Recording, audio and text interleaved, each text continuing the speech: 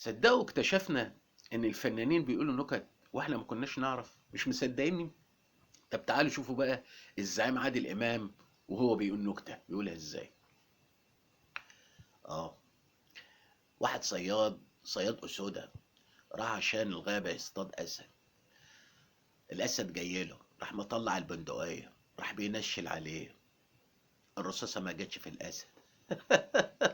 راح الاسد رايح له، قال له بص بقى، ما هي حاجه من الاتنين، يا اما اكلك يا اما اعمل معاك الغلط.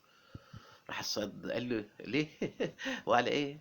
اعمل معايا الغلط. راح الاسد عمل معاه الغلط. الصياد مشى وراح ما حرمش، راح جاي تاني يوم.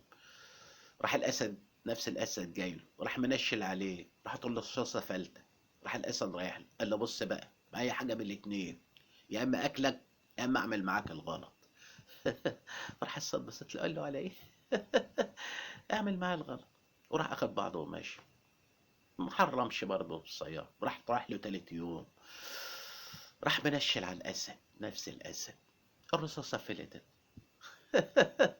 فراح له الاسد كده وبص له وقال له الله ده كلام. ده انت مش جاي تصطاد بقى،